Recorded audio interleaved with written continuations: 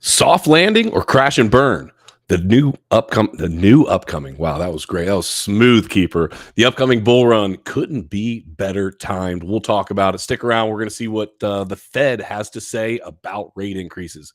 Question everything. Trust nothing. Welcome to Debate Crypto.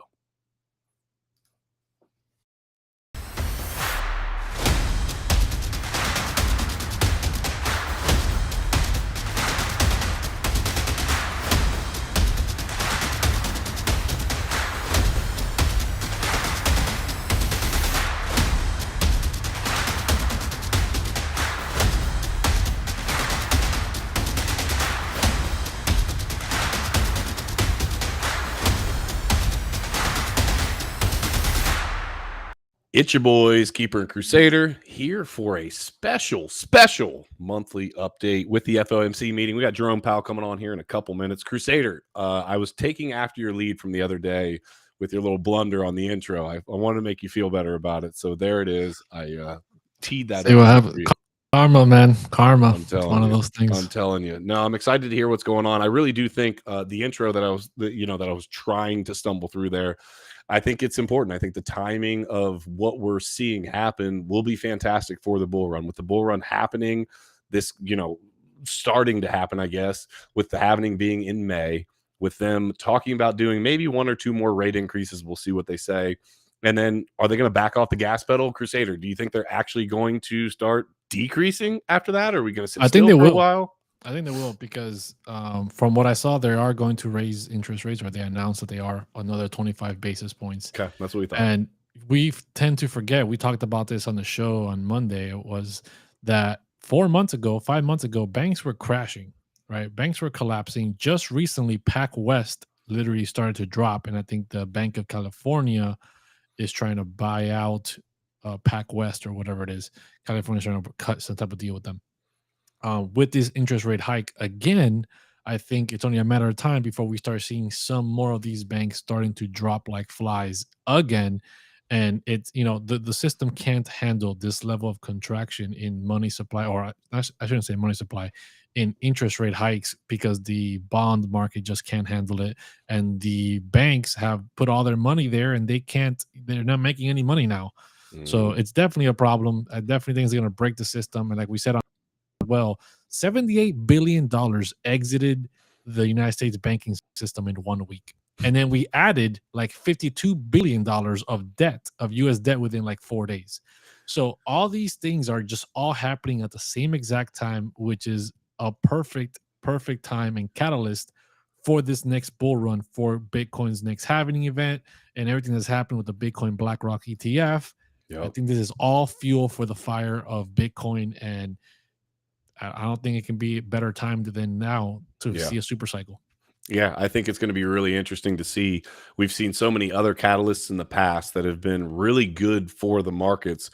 We've never seen Bitcoin in a market like this, right? We've always been really in an extended, prolonged bull run since Bitcoin came about. So the interesting thing will be to see, okay, now we've actually had a bear market, so to speak, within the stock market. Things have really slowed down. We've got money printing that went from out of control to now we're tightening. Credit conditions are absolutely horrible. People are, like you said, these banks are failing left and right. People are exiting. I got a text message yesterday from a friend of mine that owns a security firm, and he was asking about Bitcoin. And he talks to me about crypto a decent little bit, but his comment was, man, I got anything's better than the banks.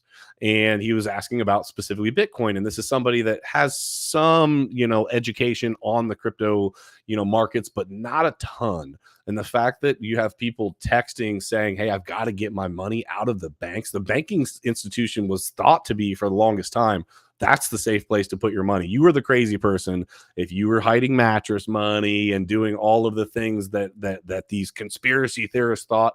No, it's happening now. So are people going to flee towards Bitcoin? I think we're going to find out in some of these conditions that effectively the Fed has teed up for the crypto markets could be freaking hugely positive for our I think we're already seeing it. We've seen, like we mentioned earlier today, Bulgaria just threw down $6 billion at Bitcoin and bought up like 200,000 Bitcoins.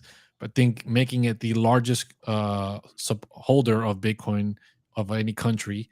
Japan But they surpassed announced, the US? Is that what you yeah, told me earlier? yeah, yeah, yeah. I thought you were saying they were still second. So the No, no, US doesn't even hold 6 billion worth of Bitcoin? I think I they don't think seized so. like 3.5 from Yeah, Silk but Road or they something like just that. recently sold a portion as well too, Oh, so they've yeah. been selling off. Yeah, I forgot about that. Japan recently just announced a few days ago that they are opening up for Bitcoin and cryptocurrencies.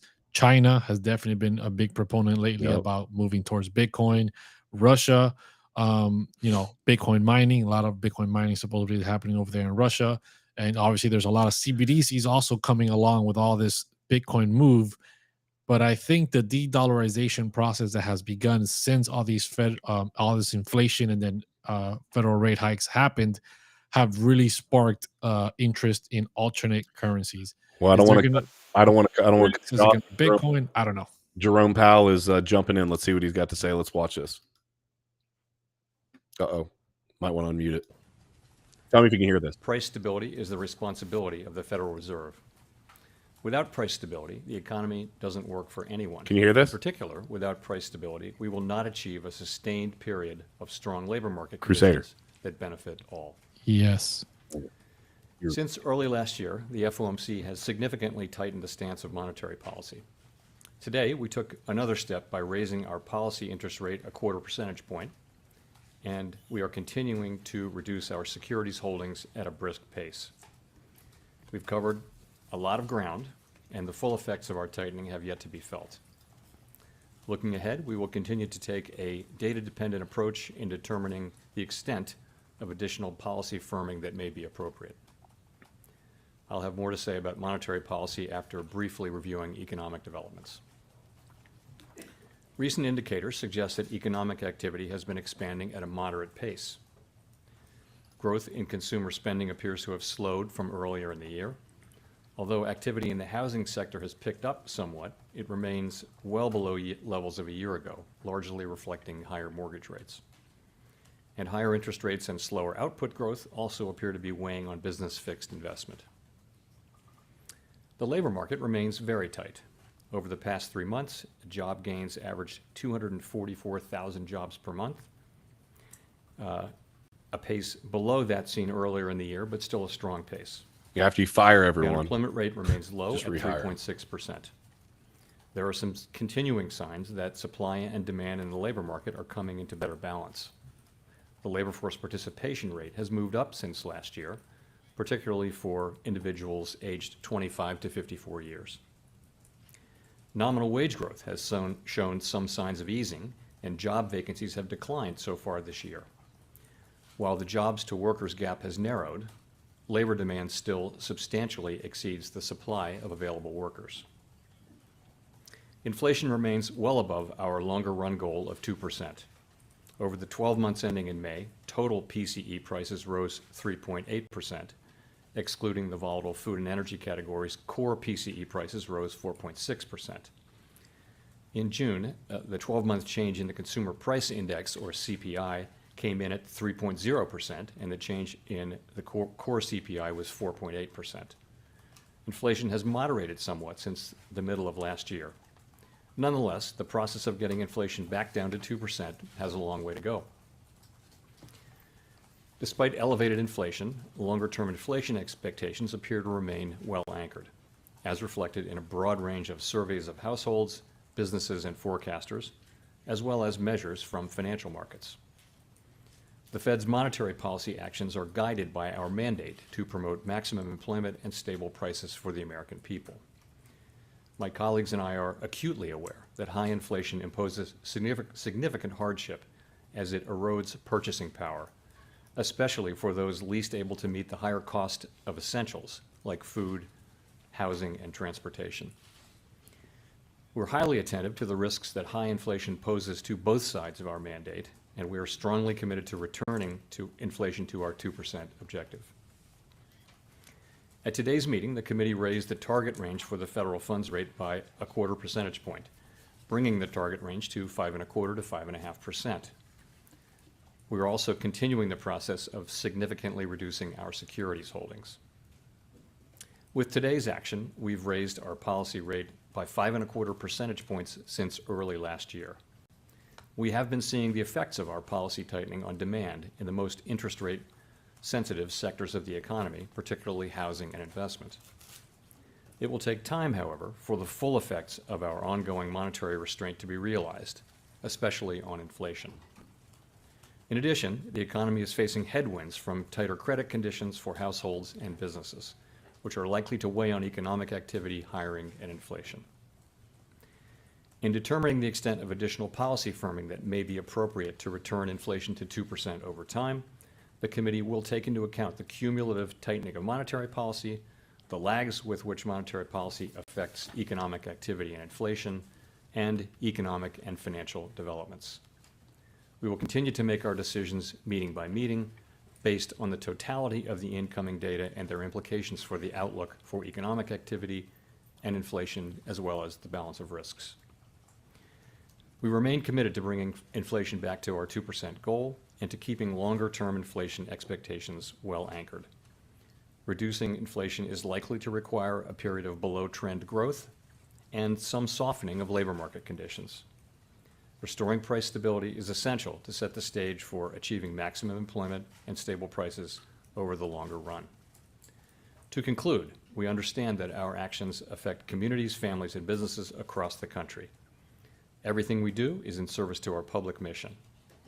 We at the Fed will do everything we can to achieve our maximum employment and price stability goals. Somebody Thank bring you, the and heat. I look forward to your questions. Somebody bring the heat with these questions. I beg for it. They never do.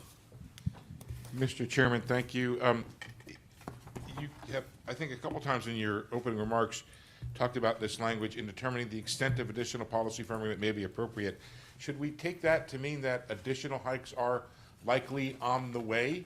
And should we also believe that all future meetings, say September and November, are live, or are you in a every other meeting mode? Thank you. So we haven't made a decision to go to every other meeting. It's not something we've looked at. We're going to be going meeting by meeting, and as we go into each meeting, we're going to be asking ourselves the same question. So we haven't made any decisions about any future meetings, including the pace at which we'd consider hiking. But we're going to be assessing the need for further tightening that may be appropriate. You read the language, to return inflation to 2% over time. I would say that the intermeeting data came in broadly in line with expectations. Economic activity remained resilient. Job creation remained strong while cooling a bit. And the June CPI report actually came in a bit better than expectations for a change. And the June CPI report, of course, was welcome, but it's only one report, 1 month's data.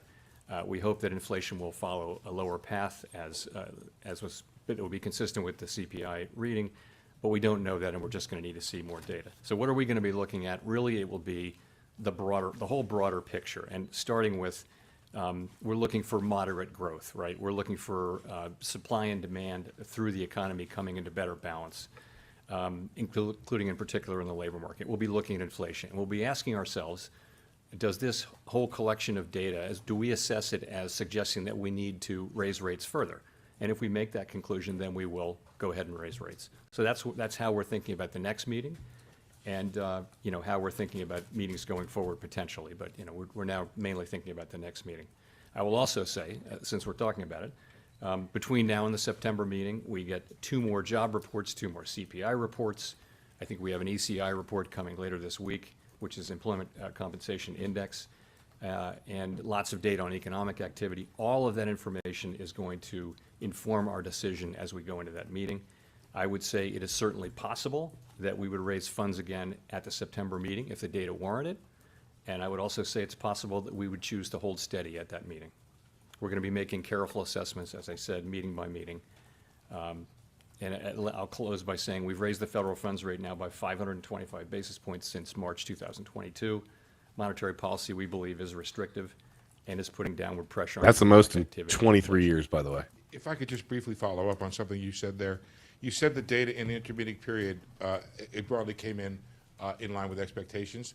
Does that mean there's unlikely to have been a change in the overwhelming outlook of the committee that 2 more hikes are necessary? I'm just going to go back to what I said. That's the question. We have 8 weeks now until the September meeting, and all that data that I recited, we're going to be looking at all of that and making that assessment then. And it really, we did have the one good reading, and of course we welcome that, but it's just one reading, as everybody knows. And we've seen We've seen this before in the data. Many forecasts call for rates for inflation to remain low, but we just don't know that until we see the data. So we'll be focusing on that. Gina. Thank you. Thanks for taking our questions, Chair Powell. Obviously, you upgraded the language around growth in the statement today. You know, we've seen the Barbie movie numbers. We've seen everyone going to Taylor Swift concerts this summer. It seems like the American consumer is in pretty good shape. And it does seem like growth is Pretty sort good shape picking of back debt. up a little bit, or at least doing well.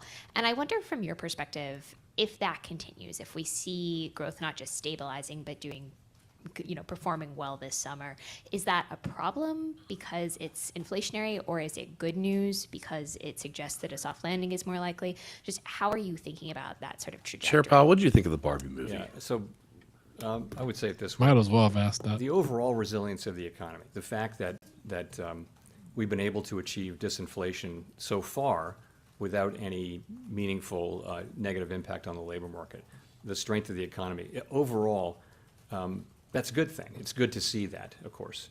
It's also, you see consumer confidence coming up and things like that. That will support activity going forward. But you're right, though. At the margin, stronger growth could lead over time to higher inflation, and that would require an appropriate response from monetary policy. So we'll be watching that carefully and seeing how it evolves over time.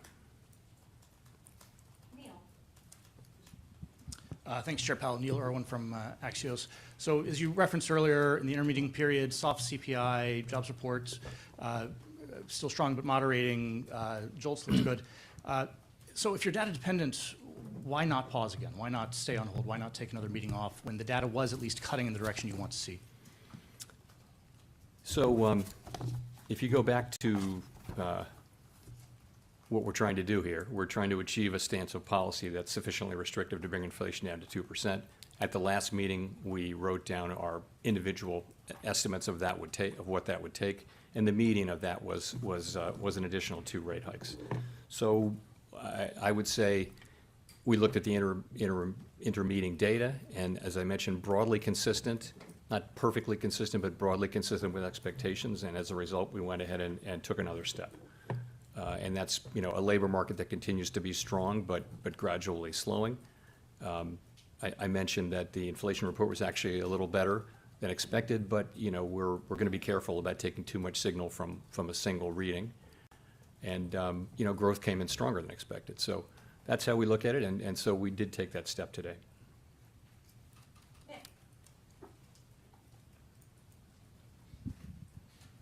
Nick Timmeros of the Wall Street Journal. Chair Powell, markets widely believe the median FOMC participants' inflation forecast from June for the fourth quarter of this year will be too high, given autos and shelter, and that by September that may warrant a downward revision in the inflation forecast of 20 to 30 basis points. Would that type of inflation progress be enough to hold rates steady from here, or do you need to see below-trend growth and decelerating labor income growth to be convinced that you've done enough? So it's hard to pick the pieces apart and say, you know, how much of this and how much of that. You know, we'll be looking at everything. And, you know, we'll be looking to see whether the signal from June CPI is replicated or the opposite of replicated, or whether it's somewhere in the middle. We'll be looking at the growth data. We'll be looking at the labor market data very closely, of course, and making an overall judgment about that. It's the totality of the data, I think, but with a particular focus on making progress on inflation. If I could follow up, last month you said there were benefits to moderating the pace of increases because it would give you more information to make decisions. Would another CPI report like the one we just had in June allow you to at least maintain that slower pace and defer until the fall any decision on whether you need that second rate hike? So I'm just going to tell you again what we're going to do in September. We're going to look at 2 additional job reports, 2 additional CPI reports, lots of activity data, and that's what we're going to look at, and we're going to make that decision then. And that decision could mean another hike in September, or it could mean that we decide to maintain at that level. And again, the question we're going to be asking ourselves is the overall signal one that we need to do more, that we need to tighten further? And if we get that signal whenever we get it, then, and that's the collective judgment of the committee, then we will move ahead. If we don't, you know, then we'll have the option of maintaining policy at that level. But it's really dependent so much on the data, and we just don't have it yet. Chris. Hi, Chris Rugaber at Associated Press. So consumer confidence in the economy is rising, likely in large part because of the declines in headline inflation. You also see wages are also rising faster than prices now after trailing them for a long time. How much are Americans truly harmed by inflation at its current level, headline level of 3%? And with that in mind, when do you put some weight back on the employment Not a side chance of he the answers this dual mandate? correctly or truthfully. So I guess I'd say it this way.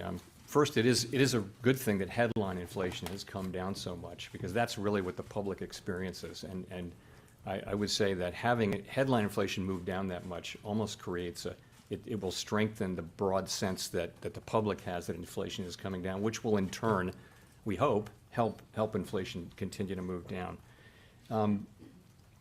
So you were really, sorry, what your question was? Well, I mean, you've talked for many press conferences gather about my thoughts. the harm created by inflation, how hard it Yeah. is for people. So how much of that are we still seeing with inflation now down at 3? So I guess I would put it this way.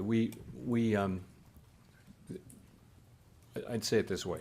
It's really a question of how do you balance the two risks, the risk of doing too much or doing too little. And, I would say that, we're coming to a place where there really are risks on both sides. It's hard to say exactly whether they're in balance or not, but as our stances become more restrictive and inflation moderates, we do increasingly face that risk. But, we need to see that inflation is durably down that far. As you know, we think, and most economists think, that core inflation is actually a better signal of where headline inflation is going, because headline inflation is affected greatly by volatile energy and food prices. So we would want core inflation to be coming down, because that's what we think, core is signaling where headline's going to go in the future. And core inflation is still pretty elevated. There's reason to think it can come down now, but it's still quite elevated. And so we think we need to stay on task, and we think we're going to need to certainly hold policy at a restricted levels for some time, and we need to be prepared to raise further if we think that's appropriate. I wonder if and anyone's then going to ask him about if banks inflation were crashing a just few months quick ago.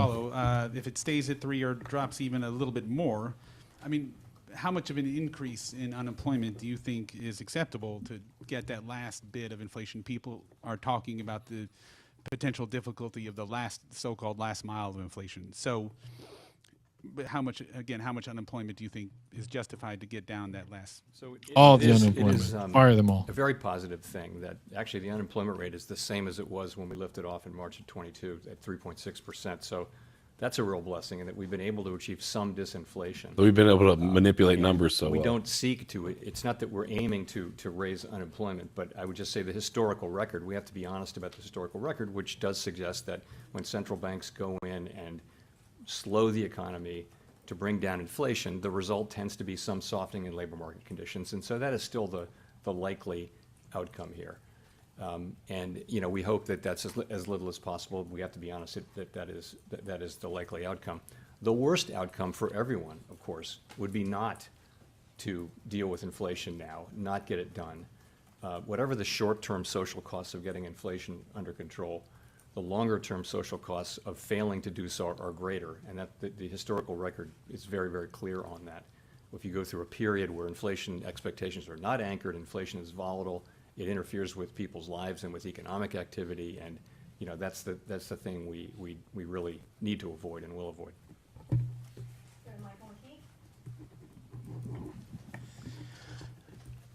At this point, you say the policy is restrictive, but all year long we have seen growth surprise to the upside, unemployment to the downside, and inflation lately to the downside.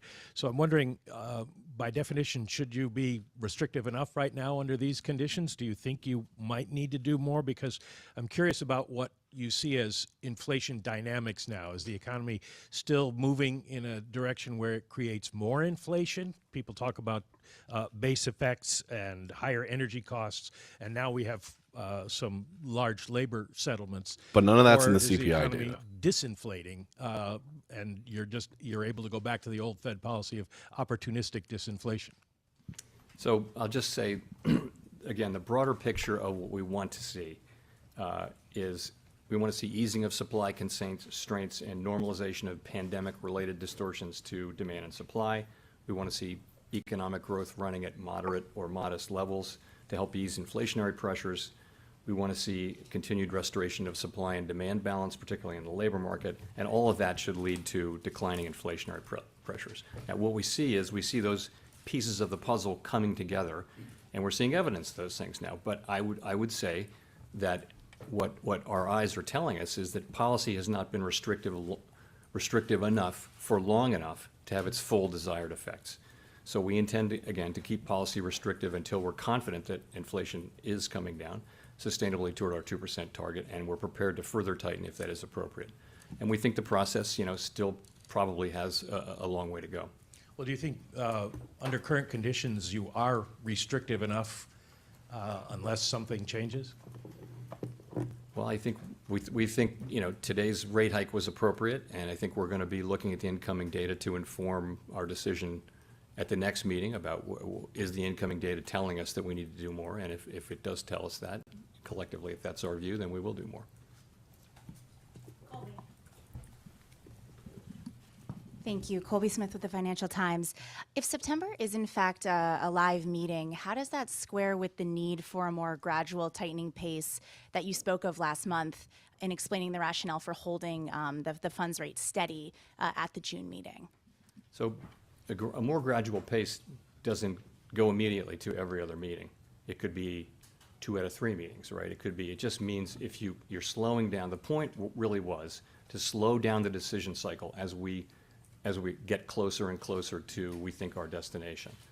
And I wouldn't want to go automatically to every other meeting because I just don't think I think it's not an environment where we want to provide a lot of forward guidance. There's a lot of uncertainty out there. We just want to keep moving at what we think is the right pace. And I do think it makes all the sense in the world to slow down as we now make these finally judged decisions.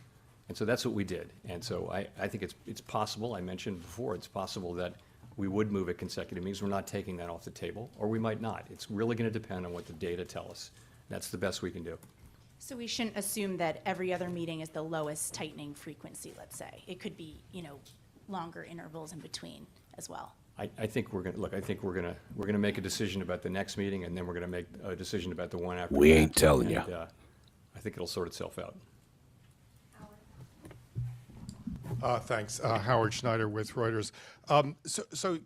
Among your colleagues, there have been people who've said they feel that very little transmission has taken place so far from monetary policy into the economy, and there are those who feel, they say, it's happened very fast this time and it's kind of up to date. Where are you on that continuum? So there's a long-running debate about the lags between changes in financial conditions and the response to those changes from economic activity and inflation, right? So we know that in the modern era, financial conditions move in anticipation of our decisions, and that has clearly been the case in this cycle. So in a sense, the clock starts earlier than it used to, but that doesn't necessarily change the process from that point on, and it's not clear that it has. I'll tell you what we know and then what we don't know. We know that financial conditions affect economic activity and inflation with a lag that can be long and variable, or lags, plural, that can be long and variable. A lot of uncertainty around the length of the lags, and by the way, that's just one component of the broader uncertainty that we face. So I'll tell you how I think about this. The first thing to say is we're determined to bring inflation down to 2% over time, and we will use our tools to do that. No one should doubt that. I would look at it this way, though. The real federal funds rate is now in meaningfully positive territory. If you take the nominal federal funds rate, subtract a mainstream estimate of near-term inflation expectations, you get a real federal funds rate that is well above most estimates of the longer-term neutral rate. So I would say monetary policy is restrictive, more so after today's decision, meaning that it is putting downward pressure on economic activity and inflation. We'll keep monetary policy restrictive until we think it's not appropriate to do so. So that's how I think about it. I mean, if I sum it up, I would say we've come a long way. We are resolutely committed to returning inflation to our 2% goal over time.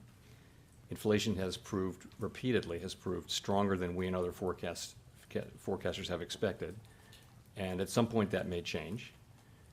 We have to be ready to follow the data. And given how far we've come, we can afford to be a little patient as well as resolute as we let this unfold. Asking on about the credit bond side, I'm wondering if market you saw and the anything in banks. in Stop the talking about latest SLOOS inflation. data that made you think you're getting a quantum of credit contraction beyond what you'd expect. The bank lending data really is the growth rates edging down towards and below, heading below zero, which is usually a recession indicator. So I guess the SLOOS will come out early next week, and I would just say it's broadly consistent with what you would expect. You've got lending conditions tight and getting a little tighter. You've got weak demand, and it gives a picture of pretty tight credit conditions in the economy. I think it's really hard to tease out how much of that is from this source or that source, but I think what matters is the overall picture is of tight and tightening lending conditions, and that's what this SLOOS will say. Hi, Chair Powell. Rachel Siegel from the Washington Post. Thanks for taking our questions. Could you break down the reasons why inflation has fallen and what share of that credit you would give to factors that don't stem directly from rate hikes or that might be within your control at all, like easing supply chains and a drop in energy prices over the past year? Yeah. So A drop.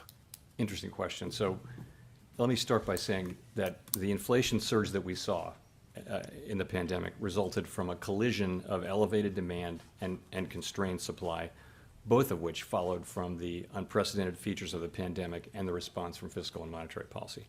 And we've always expected that the disinflationary process would stem from both from the normalization of those broad pandemic-related supply and demand conditions and from restrictive monetary policy, which would help return the balance between supply and demand by restraining demand. And we think that's broadly what we're seeing. So to go break it down a little further, of course, headline inflation has come down sharply from elevated levels as energy and food prices have come down, mostly due to reversal of the effects from the war in Ukraine. And that's a good thing, and the public experiences that, as I mentioned earlier. For core inflation, I'd say there has been a role for both factors, both that I mentioned. Clearly, for goods, normalization of supply conditions is playing an important role, as is the beginning of the reversal of spending back into services and away from goods. Take autos as an example. The combination of an increase in sales and inventories, while vehicle inflation has decelerated, points to a substantial role for supply. But there's also a role for demand, as the loans and things like that are more expensive. So they're both working there. Housing services inflation now starts to move down. Clearly, higher rates have slowed the housing market. I would say monetary policy is working about as we expect, and we think it'll play an important role going forward, in particular in non-housing services, where really we think that's where the labor market will come in as a very, very important factor. So we think both of those sources of disinflation are playing an important role. And just to follow up, do you think that of those two sources, that core will rely more heavily on seeing an impact from rate hikes, or is there a more even split there too? I think monetary policy is going to be important going forward, because we're sort of reaping now the benefits of the reversal of some of the very specific pandemic things. We're seeing that with goods in particular, with supply chains and shortages moving, and we're seeing. So I think going forward, monetary policy will be important, particularly in the sector, in the non-housing services sector. Thank you, Chair Powell. First, let me compliment your tie, the choice of tie. So thanks for taking our question. So the Beige Book, it said, input cost pressures remain elevated for services firms, but eased notably for manufacturing sector. Is that an indication that there's a wage inflation pressure? And how do you target and pressure on the wage inflation without pushing the economy into recession? I think as it relates to goods, it's really an indication that supply chains and shortages are easing. And so what was the first part of it? So wage inflation, like how do you target wage inflation without pushing Wage inflation is definitely a problem. I don't think we're targeting wage inflation. I think what we're looking for is a broad cooling in labor market conditions, and that's what we're seeing. So wages have actually been gradually moving down. They're still at levels that would be consistent over a long period of time with 2% inflation. Nonetheless, we're making progress there. And by so many indicators, labor market demand is cooling. You can look at surveys by workers and businesses who see that. You can look at the quits rate normalizing. You can look at job openings coming down.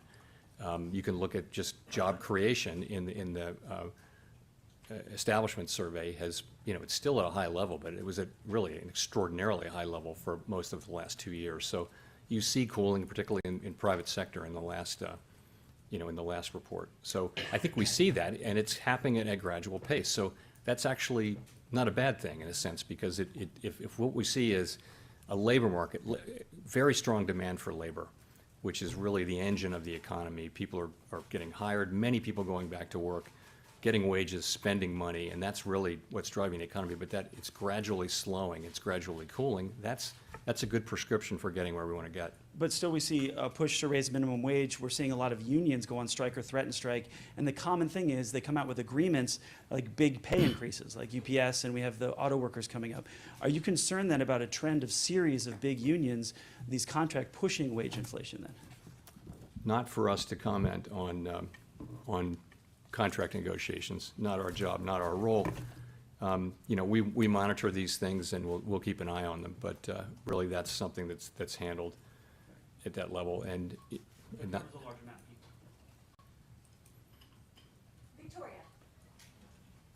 They shut him up. Hi, Victoria Guido with Politico. I wanted to ask about the SEP, which suggests that you would cut rates as overall and core PCE get to around or under 3%. And so I'm wondering, is the level of inflation what's sort of important there as you think about getting to 2% and when you might start cutting rates, or is the speed at which inflation is falling also important? I think you'd take both into account. I think you'd take everything into account when you start cutting rates. It would depend on the whole. On a wide range of things. And when people are writing down rate cuts next year, it just is a sense that inflation is coming down and we're comfortable that it's coming down and it's time to start cutting rates. I think, but I mean, there's a lot of uncertainty between what happens, in the next meeting cycle, let alone the next year, let alone the year after that. So it's hard to say exactly what happens there, what's motivating people. So if it's sort of stubbornly in maybe the high twos, you wouldn't necessarily cut rates. I'm not saying that at all. I'm not giving you any numerical guidance around that. I'm saying we'd be comfortable cutting rates when we're comfortable cutting rates, and that won't be this year, I don't think. It would be, many people wrote down rate cuts for next year. I think the median was several for next year, and that's just going to be a judgment that we have to make then, a full year from now, and it'll be about how confident we are that inflation is in fact coming down. That's going to set up to a beautifully 2% for crypto. goal. Yep, Bitcoin halving coming. A good part of Wall Street has become more confident that the Fed is going to be able to engineer a soft landing, and they've reduced their forecast for a recession. And I'm I don't wondering believe if that. the staff has changed its view on the likelihood of recession being likely, and if you personally have changed your view in terms of becoming more confident that you can achieve a soft landing. So it has been my view consistently that we do have a shot, and my base case is that we will be able to achieve inflation moving back down to our target without the kind of really significant downturn that results in high levels of job losses that we've seen in some past instances, many past instances of tightening that look like ours. That's been my view. That's still my view. And I think that's sort of consistent with what I see today. So, but it's a long way from assured, and we have a lot left to go to see that happen. So the staff now has a noticeable slowdown in growth starting later this year in the forecast. But given the resilience of the economy recently, they are no longer forecasting a recession. I just want to note that that our staff produces its own forecast, which is independent of the forecast that we, as FOMC participants, produce. Having an independent staff forecast, as well as the individual participant forecast, is really a strength of our process. There's just a lot of, I think, constructive diversity of opinion that helps us make. Informs our deliberations, helps us make, I hope, better decisions. And is the reason for optimism that inflation has come down and you still have a strong labor market? I mean, does that add to the optimism? I wouldn't use the term optimism about this yet. I would say, though, that there's a pathway, And yes, that's a good way to think about it. We've seen so far the beginnings of disinflation without any real costs in the labor market, and that's a really good thing. I would just also say the historical records suggest that there's very likely to be some softening in labor market conditions, and consistent with having a soft landing, you would have some softening in labor market conditions, and that's still likely as we go forward with this process. But it's a good thing to date that we haven't really seen that. We've seen softening through not through unemployment, not through higher unemployment. We've seen softening through job openings coming down part of the way back to more normal levels. The quits rate, so people are not quitting as much. We've seen participation, people coming in, and so labor supply has improved, which has lowered the temperature in the labor market, which was quite overheated, going back a year or so. So we're seeing that kind of cooling, and that's very healthy, and we hope it continues. Thank you, Mr. Chairman. Jeff Cox from CNBC.com. You and other Fed officials in the past have suggested that you don't need to keep hiking until inflation hits 2%, that as long as you see continued progress. So I'm wondering, how close do you need to get with the inflation numbers coming down? How many months of data do you need to see that will give you sufficient confidence? He's never going to answer that. How Not a far chance. does this fight need to go before you're willing to kind of declare victory on it? So the idea that we would keep hiking until inflation gets to 2%, it would be a prescription of going way past the target. That's clearly not the appropriate way to think about it. So in effect, if you look at our forecasts, the median participant, and again, these are forecasting out years, so take them with a grain of salt, but people are cutting rates next year because the federal funds rate is at a restrictive level now. So if we see inflation coming down credibly, sustainably, then we don't need to be at a restrictive level anymore. We can move back to a neutral level. Turn and on then the below printer. a neutral level at a certain point. I think we of course would be very careful about that. We'd really want to be sure that inflation is coming down in a sustainable level. And it's hard to make. I'm not going to try to make a numerical assessment of when and where that would be, but that's the way I would think about it. Is you'd stop raising long before you got to 2% inflation, and you'd start cutting before you got to 2% inflation too, because we don't see ourselves getting to 2% inflation until, all the way back to 2 until 2025 or so. So That's the first time I've heard him say that. He said we're at 3 right now. Thank you, Chair Powell. Jennifer Sean Yeah, with the that was Altcoins. doesn't It's make been sense to me. over 4 months since a handful of regional banks, including Silicon Valley Bank. Here you go, bro. failed. There we When you go. look at credit conditions now, given Bank of California's acquisition of PacWest, does this acquisition suggest the full impact has not been felt, or are you comfortable saying that we've seen most of the ripple effects that may have occurred at this point? And how does this play into your Ooh, he'll outlook dodge this policy? too.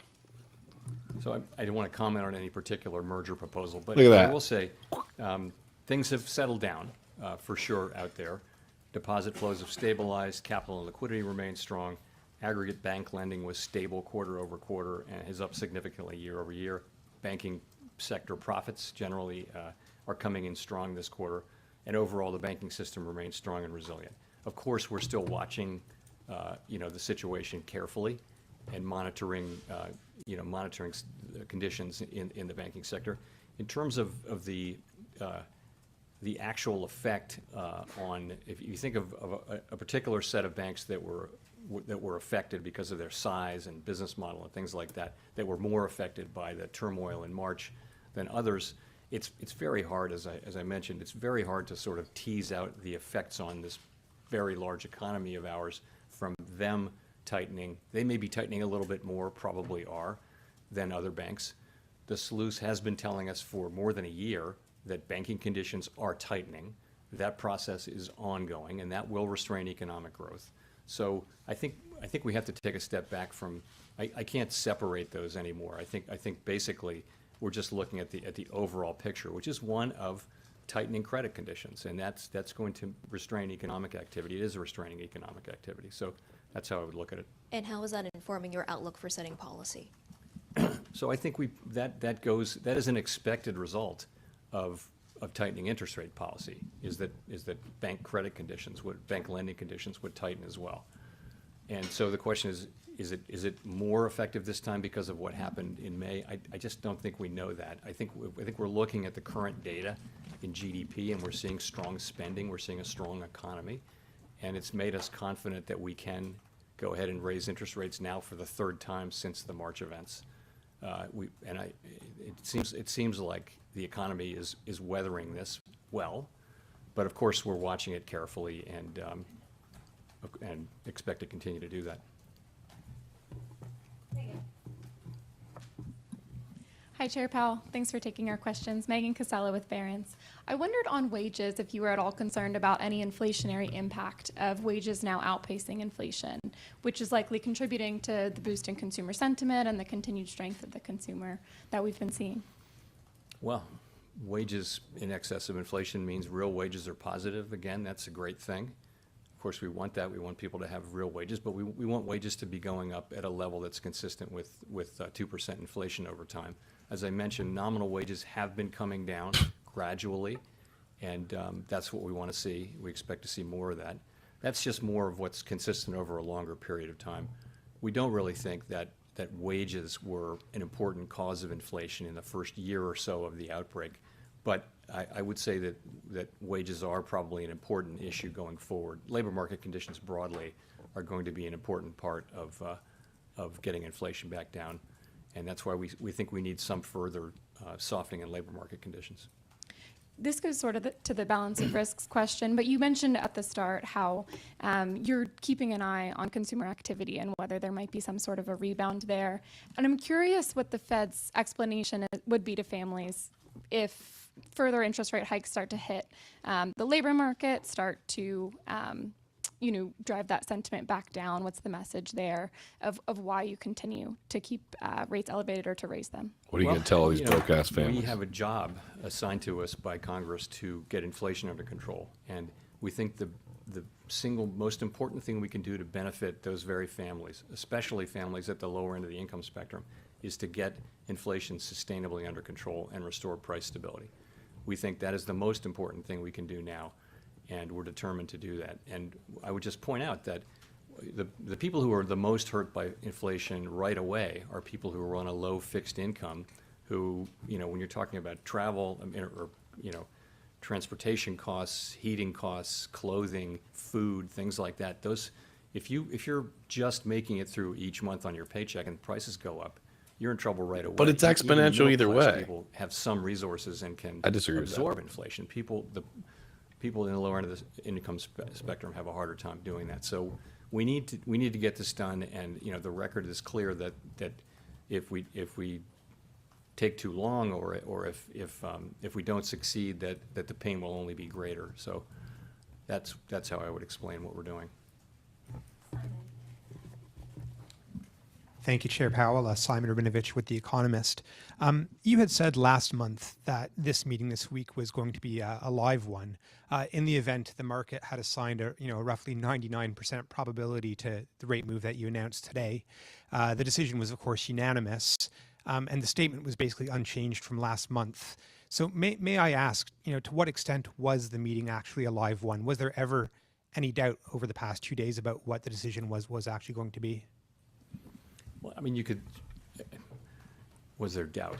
I would say there's a range of views on the committee, and when you see the minutes in 3 weeks, you'll see that. There's a range of views about what we should do at this meeting and what we should do at the next meeting, and it's a process that we go through. Many times when we go into a meeting, the decision is not, fundamentally in doubt. Nonetheless, we have the meeting, and some meetings are less uncertain than others, and I'll just leave it at that. Okay, we don't know what we're doing, guys. We're just guessing as we go. Evan Reiser, Market News International. Thank you, Chair Powell. Financial conditions have been loosening at a fairly steady clip in recent weeks. The dollar, the stock market, et cetera. What does that mean for the Fed in being sure that inflation will come down to target? So we monitor, of course, financial conditions, broad financial conditions. You're right, it's the dollar and equities, but, and, you know, we're of course very focused on rates and our own policy. You know, we're going to use our policy tools to, working through financial conditions to get inflation under control. The implication is, you know, we will do what it takes to get inflation down. And in principle, that could mean that if financial conditions get looser, we have to do more. But what tends to happen, though, is financial conditions get in and out of alignment with what we're doing, and ultimately, over time, we get where we need to go. Like it's somebody else's If fault. I could also ask about the SEP from June that showed rate cuts. Do you expect the Fed to cut nominal rates next year while also continuing QT? So that could happen. The question is, you know, is that consistent with, so if you think about both of them as normalization, imagine it's a world where things are okay and it's time to bring rates down from what are restrictive levels to more normal levels. Imagine. Normalization in the case of the balance sheet would be to reduce QT. So to continue it, you know, you depending on where you are in the cycle. So they're two independent things, and you know, really the active tool of monetary policy is rates. But you can imagine circumstances in which it would be appropriate to have them working in what might be seen to be just different ways, but that wouldn't be the case. Thanks, Chair Powell. Kyle Campbell with American Banker. I have a question about the discount window. I'm wondering if since the bank failures of the spring, if you've seen signs that banks have taken more steps to be proactive in assuring that they're ready to use that facility if they need to. And if you have any sort of thoughts on whether policies might be appropriate for making sure that banks sort of test regularly to show that they are prepared to use it. Thanks. So that's a very important thing, yes, and yes to both sides of that. You know, yes, banks are now working to see that they are ready to use the discount window, and we are strongly encouraging them to do that, banks broadly. We did find, as you know, during the events of March, and that, you know, that it's a little clunkier. It can be a little clunkier and not as quick as it needs to be sometimes. So why not be in a situation where you're just much more ready in case you need to access the discount window?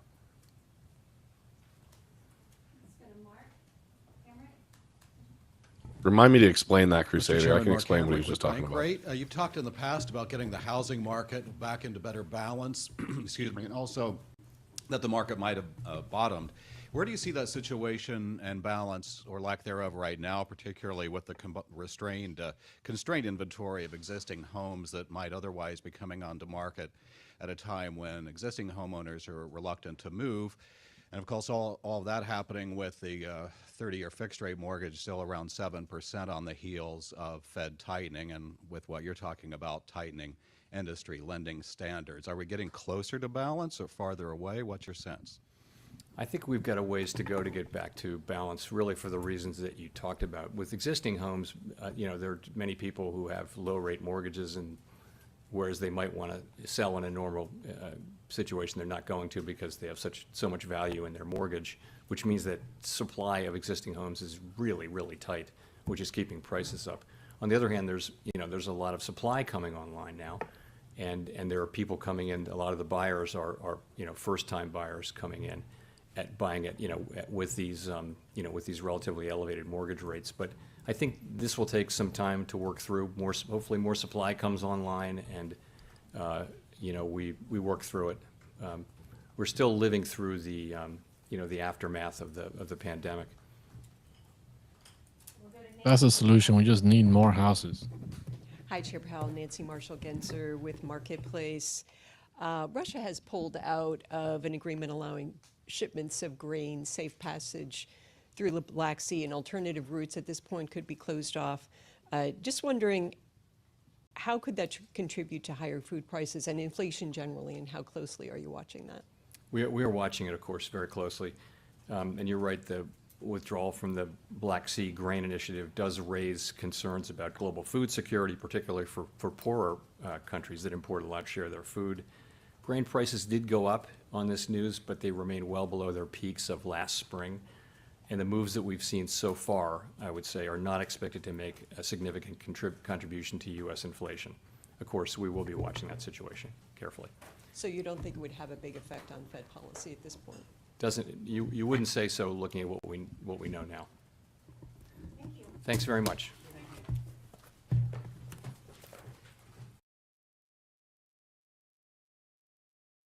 They also didn't mention that Indonesia stopped exporting fertilizer. I mean, dude, there's so much at play here.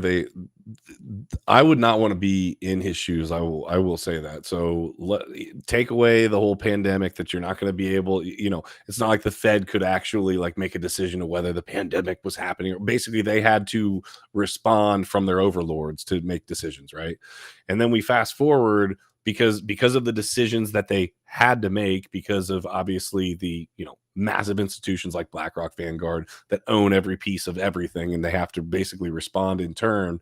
I wouldn't want to be in the position that he's in right now answering these questions. Now, does he have them pre-scripted? Does he have answers? Yes, people, like, if you pay any attention to what he's doing, he's flipping pages, not because he's like just like, let me see no, he's got the freaking question and basically a setup He's answer. not reading the Bible question down there, guys. That's He's not right. reading the Bible.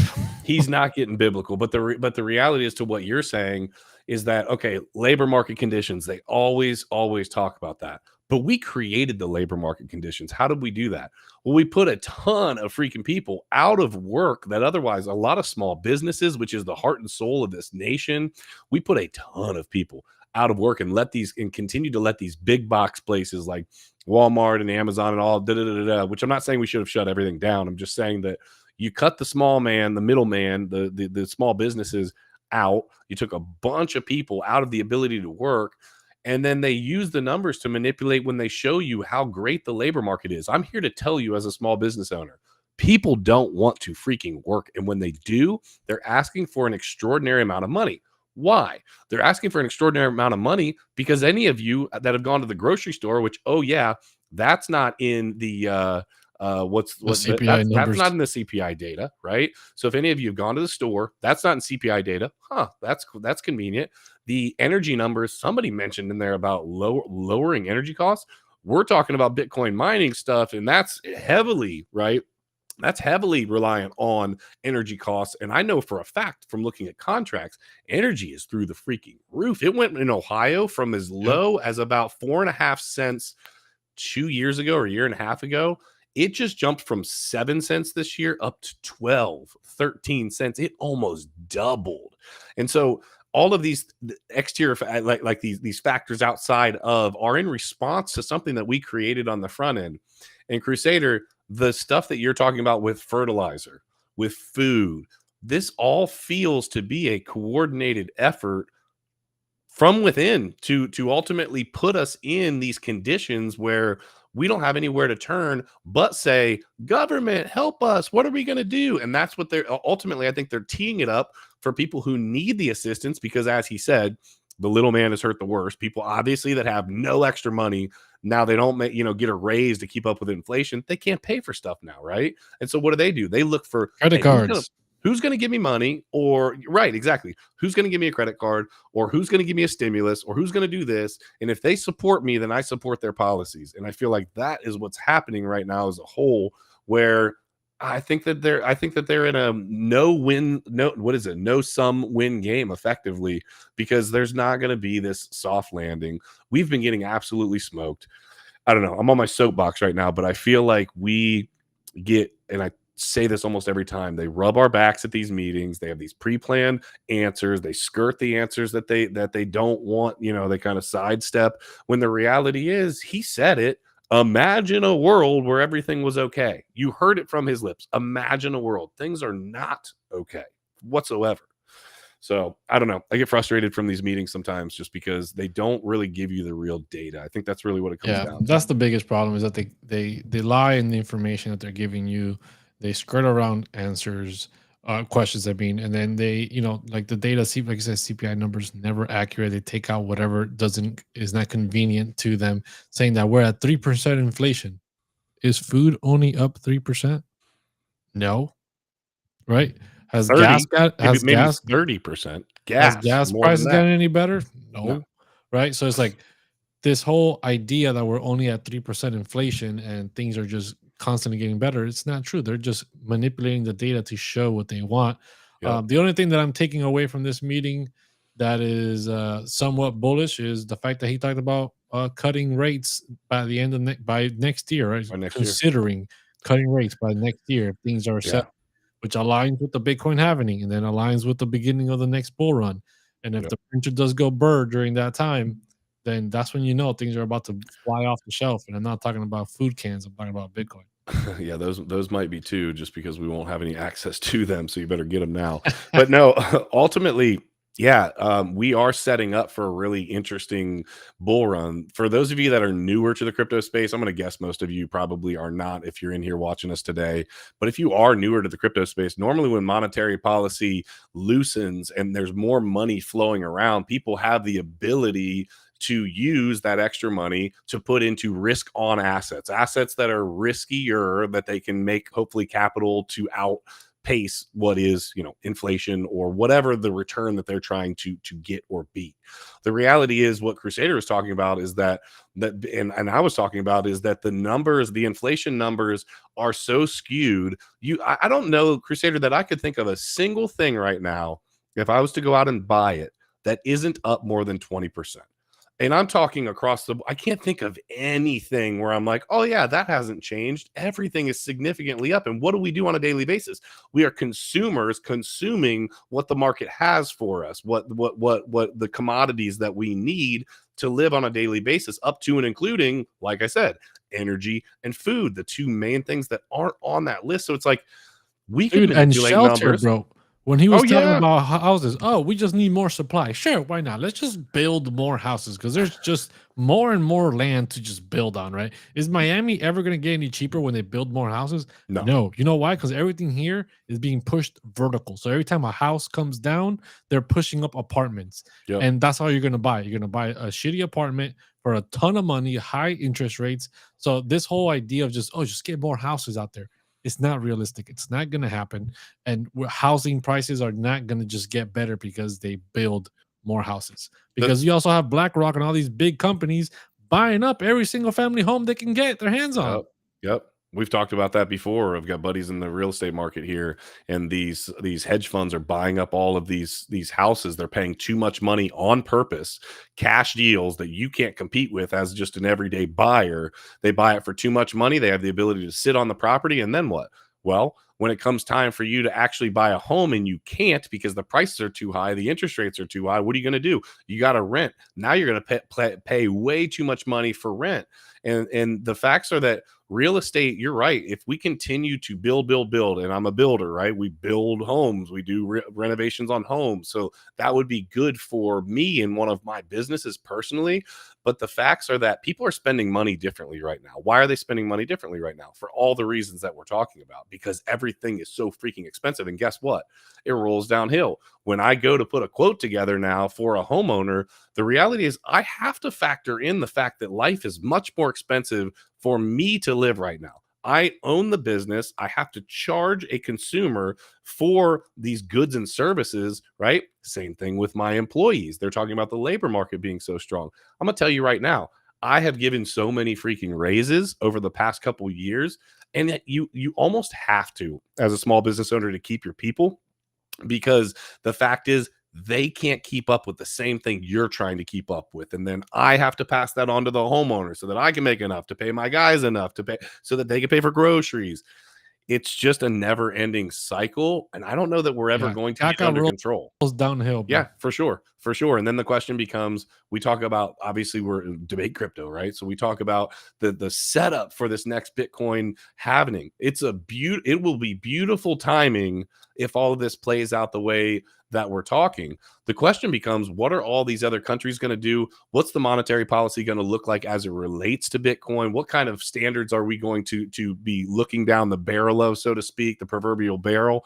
Are we going to see things that look good for a decentralized asset like Bitcoin, or are they going to slap on some crazy 30% tax that they talked about before? There's a lot of unknowns that are there, but I Crusader, you said it earlier. There is a lot. What'd you say it was? Bulgaria bought $6 billion worth of Bitcoin or something?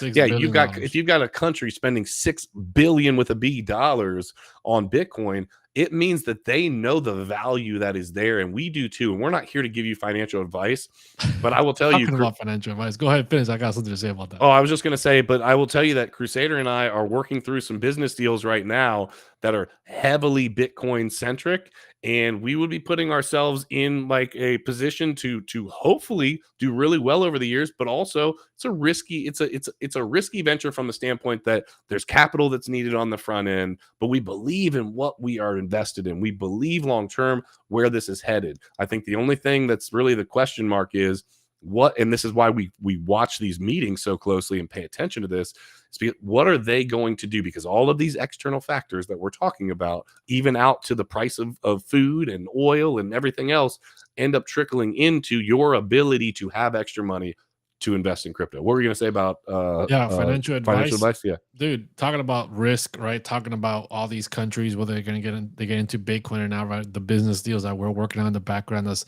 Bitcoin centric. BlackRock came out literally, I think it was like 2 days ago, and they said that they recommend an allocation of 85% of your portfolio to be Bitcoin. That's what they said. Isn't BlackRock and Vanguard the same two people that said that you should expect 2,800% gains from AMC as well? Well, all I'm saying what game are they playing with that? Well, they're right? getting there. I gotta assume that has to do with the spot ETF, right? The spot ETFs that they've applied for have been registered and kind of not accepted. They've been accepted as legitimate. Yeah, they're being processed right now. Yeah. And I believe I looked up the numbers. The most that things can get delayed is like 200 and something days. Yeah, I think it's 260 days or something like that. Yeah, some gauzy number like that, right? That's the most that they can delay the process. If that is true, and if that does play out, right, that also lines up with the Bitcoin halving, right? And the fact that they're talking about taking on so much risk in your portfolio with Bitcoin goes back to the super cycle idea that I keep having, that all these things are lining up, all these catalyst events, right? BlackRock was the one saying that, Bitcoin was trash and that, you should have like maybe 1% at it when they started to kind of turn their wheels around. Now they're talking about 85% of your portfolio to be allocated to Bitcoin. Where was that? Where'd you see that? I saw it on Twitter. Okay. But there's articles about it. Okay. So it happened like 2-3 days ago. And it all has to do with what they were talking about. Jerome Powell said something in the meeting. He said that, deposit flight risk when they talked about the banks was secure. We just mentioned, right, that earlier, a week ago or whatever it was, $78 billion fled the U.S. banking system. And JP Morgan CEO was putting out an alert like, hey, this is a problem, right? This is something to really be looking at. And then Jerome Powell comes out and says, deposits, we're good. We're good on deposits. What are you talking about? What are you talking about? That was a lie. 78 billion just left and 54 billion was added as US debt in 4 days. So things aren't as dandy as he makes it seem sometimes. The banking system, like they mentioned, right? Banks were crashing in March and February just a few months ago. Now they're raising interest rates again. And he said that they're even willing to continue raising interest rates all throughout this year. Yep. Are you telling me that the bond market and the it won't be able to stand that? Will be able to withstand something like that? And the banking system has all their money in there when they were getting into bonds when interest rates were practically at zero. Right now they're up 500 something basis points in a matter of 365 days or so. Are going to be able to withstand that? No. And so I think the fact that BlackRock allocation, talking about Bitcoin, is putting all these things together. Is there going to be a market crash coming? Maybe. Are banks going to collapse? Maybe.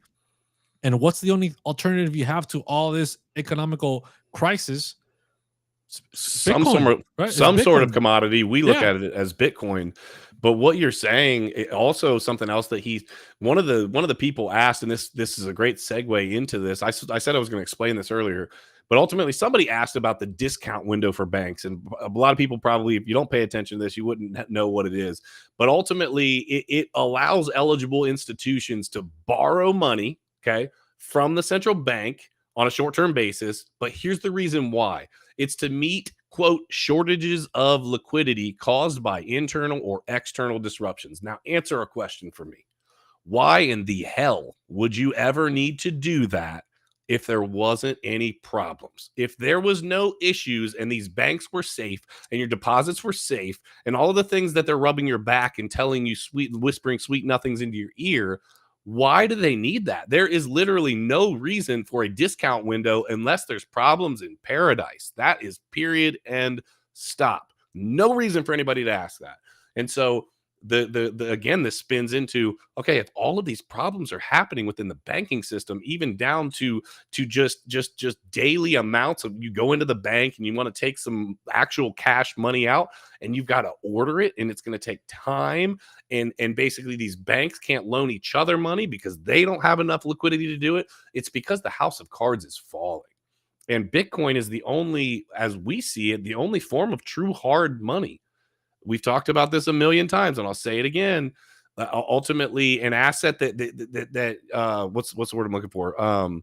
Value is just what two or more people agree on. There's a whole lot of people that see the value in Bitcoin, and we can divide that down to every 100 million satoshis and break it down and break it down and break it down and break it down, and you can have piece parts of Bitcoin that ultimately, in the long term, are going to be worth a lot of money, that are maybe going to be a reserve asset for you. Maybe we'll actually be spending them. I don't know how that's going to play out, but it's sure looking good.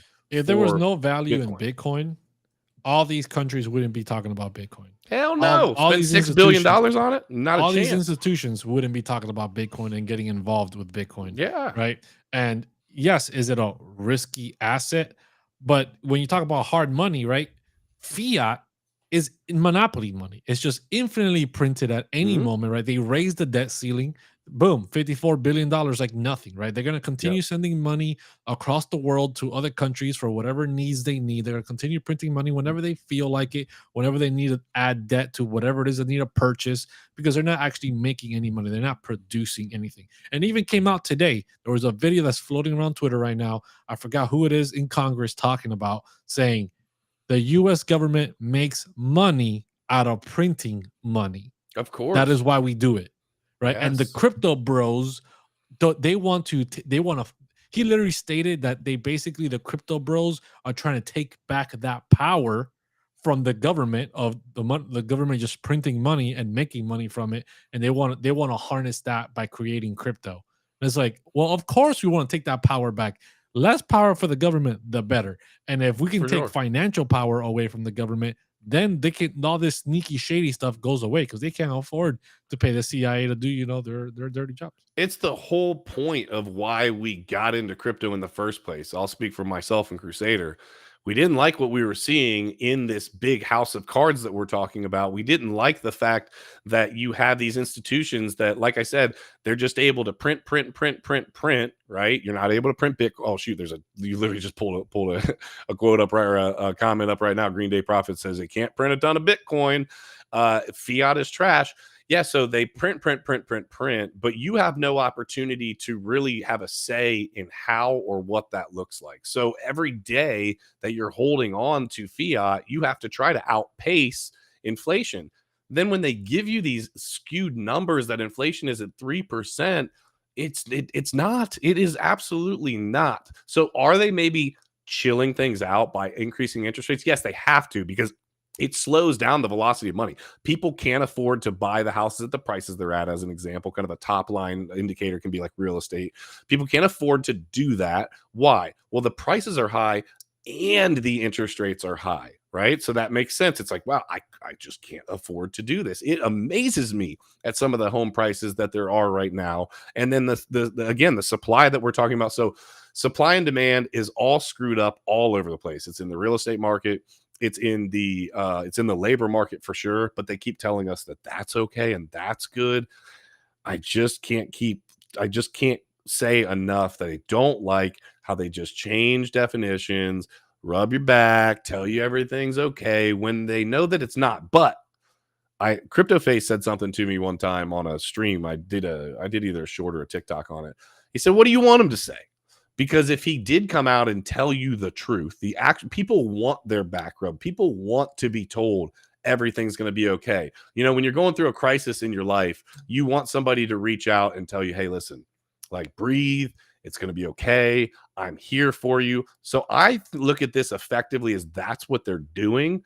But because there's so much dishonesty in how they skew the actual physical numbers, I'd be okay with them trying to calm and calm our fears. I'd be okay with that.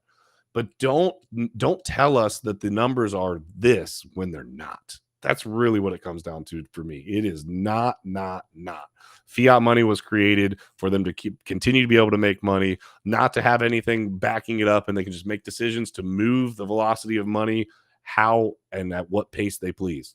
Period. And stop. Somebody said fiat money is created for war. Somebody said that recently the other day. Yeah, dude. And it was created because after World War II, there was so much that it took to be able to afford that war. And with the US dollar being attached to gold, they actually had to print, right, during both wars, during World War I and World War II, they had to print money, and then they were technically outbalanced, right? They did not have as much gold in their vault as they had dollars floating around. Mm-hmm. And things got so bad at some points that instead of like just resetting the entire currency, which was what happened during the 1930s, 1929 depression, before, instead of doing that again after World War II, they decided to take different approaches, and they eventually came off the gold standard, right, many years later, because they realized that it's just easier if it's not actually backed by anything. There's nothing that we need to actually purchase and hold.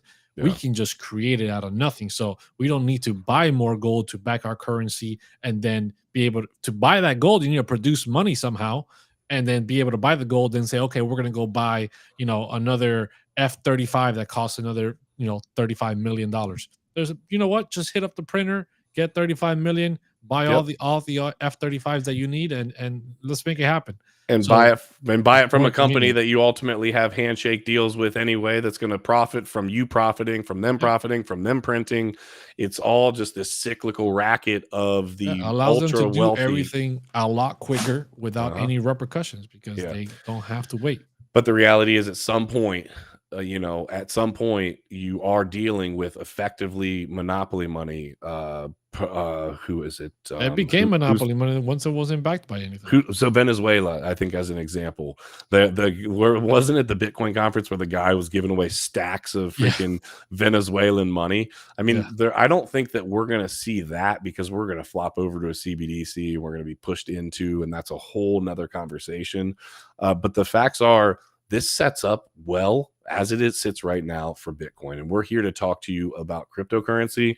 This is a great opportunity in my estimation. And again, just reminding, we're not here to give financial advice. We're just saying what we've seen in the past, what we've done, what's been good for us.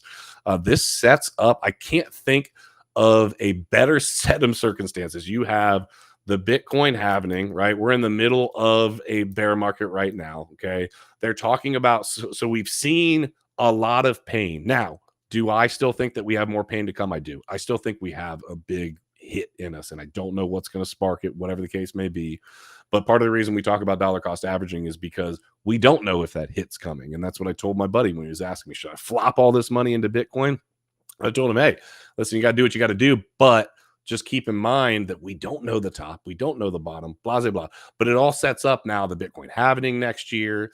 If they turn on the printing press or just start lowering rates, which is effectively turning on the printing press anyway, all of those things set up for people to be able to buy risk on assets combined with the BlackRock ETF. I mean, it literally is sitting there in front of us.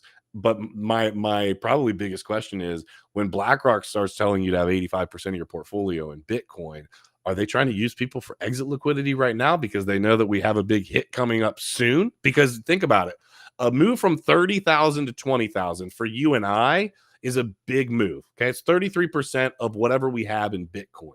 But we're not talking about hundreds of millions or billions of dollars.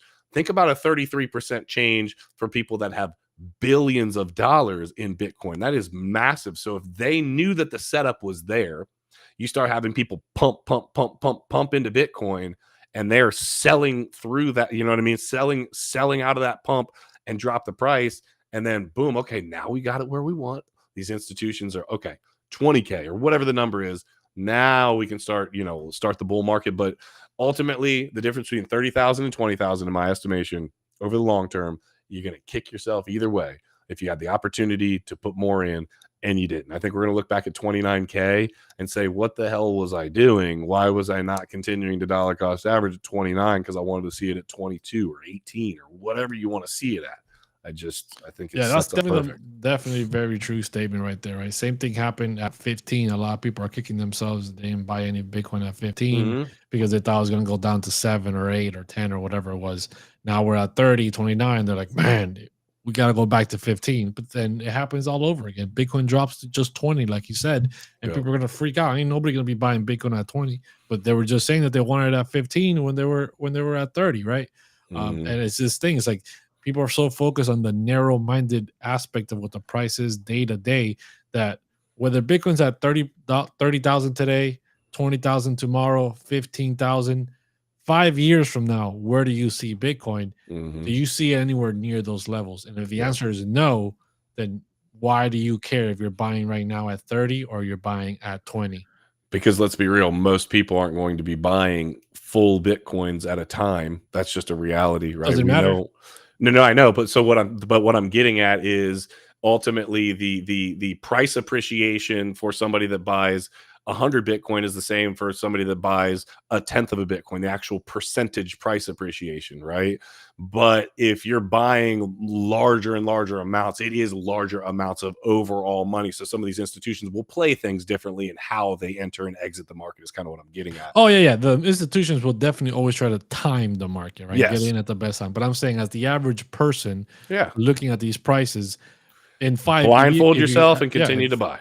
If 5 years from now you think it's going to be a lot higher than it's going to be at right now, and it's going to be nowhere near where we're at right now, prices that we're probably never going to see again, right? Like we're probably never going to see $1,000 Bitcoin again. We're probably never going to see a $5,000 Bitcoin again, right? Well, I don't think we'll ever see a $10,000 Bitcoin again. Yeah, so things like that is like eventually the 30K, 50K, 60K price points are going to be those price points that you don't ever see ever again. Yeah. So if you believe that and you understand that that's where Bitcoin is going to go at some point down the line, and you're a long-term investor looking to maybe set up a retirement account, right? Like I had a buddy of mine who was like, oh, dude, you don't have a 401k? And I was like, no, dude, Bitcoin's my 401k. He's like, oh, but Bitcoin's so volatile. I was like, dude, what's your 401k? It's for when you retire, right? You're going to spend a lifetime putting money into it. I'm going to spend a lifetime putting money into Bitcoin. So by the time I retire, whatever price it's at, it's going to be way higher than what it's at right now. So why wouldn't I consider Bitcoin my 401k? You don't have to worry about the volatility from day to day or from year to year, because 10, 20 years from now, that volatility is your freaking friend. Yeah. But at some point that volatility will slow down, and it's part of why the early adopters in crypto were lucky or smart or whatever the case may be. The time for becoming an instant millionaire with Bitcoin, I think, has passed because most people don't have enough money to be able to do that. But think about it. Let's just say conservatively, let's say we hit 90K. Let's say we go let's say we don't even hit the 100K over the next bull run. Let's just say, I think that's a really conservative number, really conservative, right? I think I'll be worried. Go a lot higher than that, right? But even still, if you could take whatever money that you had right now and basically feel comfortable and confident in a 300% return over the next few years, that is insane money, people. Yes, are you going to have some altcoins and some meme coins and some other stuff that your buddy's going to end up making it, or maybe you do, whatever? Yes.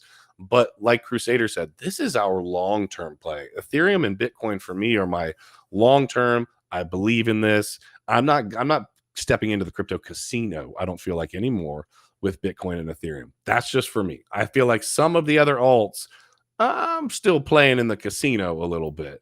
I feel like these are opportunities for me long-term to be able to set myself and my family up for that future, that I'm looking for, and hopefully generational wealth from it.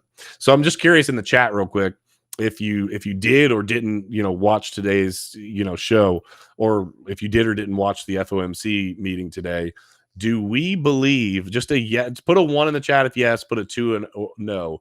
Do we truly believe that we are in for a soft landing. 1 for yes, 2 for no. I am interested. I think that they've spread this out long enough at this point, and we haven't seen this massive, just absolute capitulation, right? That it's feeling to people, right? Like, oh, it's Yeah, it's going okay. working. It's Let's working. go. Yeah. But I just can't shake it. I cannot But the shake the thing is, idea that we got a hitter coming. We're dude, gonna get smacked. the problem with that is that, like you said, right, things are being delayed out so long that people feel like it's a slow decrease. Slow But things burn. are just as bad. Things are just yeah. as bad as they were a year ago. Right? Mhm. Inflation is still up. Inflation is still occurring. Oh, he said inflation is only 3%. Okay, correct. But that's the rate of inflation that's increasing. It's increasing at 3% now, but it's still increasing. It increased a whole entire last year at 7, 8, whatever percentage. And those are the fake numbers, right? If we look at the real numbers, Yes, we're continuing to go up. It's It's a lot not like higher. we've stopped or gone down. So inflation is down at 3%, but we're still raising at 3% rate. So inflation hasn't gone lower. Things aren't getting cheaper just because No. rate is down. Inflation is down. Even when inflation comes down to 2%, things are still going to keep getting more expensive. It's just the rate of how expensive things are getting, but things are still getting expensive. Things increased drastically last year and the year before that. Those prices aren't coming down. And it's all about exactly like we've talked about. It's the verbiage that they use. They say inflation is down. No, it isn't. Inflation is still up. Inflation is inflating our dollar. And like Crusader just said, if it was at 9% last year and then 8 and then 7, so 9, 17, 24, 30, as we go down the line from 9, 8, 7, 6, 5, 4, 3, 2, all of a sudden you look around and you're like, wait a minute, why is everything up 35%? Well, we've been telling you that the whole time. No, you haven't. You told me that inflation was going down. It is, but exponentially you're adding to, because the inflation is still increasing on those numbers. And I think that it's part of how they play this game, to, again, like I said, rub your back, make you feel okay about that they're doing their job. They're making things better. I think it's going to be interesting to see how they play this CBDC as it rolls out. Yesterday, I had to make a phone payment, and should have went through. There's no issues, and I had to call my bank, and Chase very sheepishly told me that they had a quote security issue that they were dealing with, and they wouldn't be able to process any payments right now. And I was like, damn, that must be if Chase is telling me over the phone that they can't process payments right now, that payments are literally getting denied, we might have issues. And I do wonder, is that kind of how they're going to ultimately slide the CBDC on us? Is it going to be something slick like that, or do you think that they're going to just slowly kind of roll us into it, like we have the Fed now thing happening, and then we get people more and more used to it, and then all of a sudden one day is your bank account, when you look at it, still going to be your bank account, it's still going to say the same number, but that's going to be in the form of the CBDC with a smart contract attached to it? It has to be a slow rollout. It has to be, because what we saw with the fog around the world, when they accelerated measures, people instantly resisted. Obviously there was always people that were on board, but a good portion of people resisted. And I think the same thing is going to happen again. Same thing happened in World War II, right? When they tried to push a certain agenda, the world resisted, right? And they fought for freedom. So I think the same thing is going to happen again. If they push a CBDC, they push a new currency from the government because their other one is failing, people are instantly going to resist. I think they have to slowly roll it out in ways where you don't even know you're using it, right? Like Fed Now and all these different things, and add little layers to it slowly and surely, all in the background. And then eventually they're going to start sprinkling out the incentives. Hey, have you heard about this program that you might need to sign up for and accept at your bank account? They're giving you X% on your savings account if you open a savings account with this new program that we have, right? Oh, hey, by the way, if you are, any type of business, we're going to give you X amount of credit if you start jumping onto this system. Oh, by the way, if you got to pay taxes or whatever, we're giving you an incentive on taxes, right? On tax relief by jumping on here. Hey, if you need groceries because things are expensive, we're giving you an incentive by jumping on here, and we're going to give you some UBI or whatever it is for you guys to jump in here, depending on what you qualify for. They're going to start opening up all these programs that people are going to sign up for and get on. And some people will resist, but eventually the convenience will outbeat the resistance, right? And then when there's 80, maybe even less, 70, 60% of people already on board, then they drop the hammer and said, well, now it's mandatory. You don't have a choice. You're automatically shot over into the new program because the majority of people are on it, and the old one is outdated. We're not using that anymore. And then there's no, whether you want to or not, you're going to be thrown onto that CBDC or whatever it is. It's like the IDs, right? I'm not going to actually show on my, on the stream here, but like my ID, right? This is now the federal ID, right? And when they first introduced that, people were like, wait a minute, what is this? It's a whole thing. I had to bring in, like, not kidding you, I think I had to bring in 6 documents along with it to get this thing. But guess what? As of 2025, you have to have that to fly. So I think it's going to be, like you're saying, Crusader, kind of that slow, hey, a lot of people already have it. Hey, that makes things more convenient. Hey, here, and then it's in place. And once it's in place, there will be a point at which, hey, look at the here's people. cutoff. Look what people are doing right now, right? With the airplanes. Just scan your biometrics, scan your eyes, your retinas, your fingerprints, whatever it is, and you get in the line of the plane quicker. Screw it. And people are like, bro, I don't want to wait that line. Screw it. I'm just gonna do it. They're gonna take it anyways. They're gonna make me do it eventually anyway. So I just might as well sign up early, right? Be an early adopter. Right. And they just jump on, right? And that's the problem. That's the problem. People give up very quickly when it comes to convenience. Nobody wants to live inconveniently. I used to give Shambles so much crap about that Clear thing and other people about the airport stuff, right? Because ultimately it's exactly that. And I have jokingly told the airport people, no, I'll keep my bodily autonomy. Thank you. And they just kind of like look at me like this freak, you know what I mean? Like, what? This freaking crazy dude. What's he Who talking told about? you got autonomy? I know, right?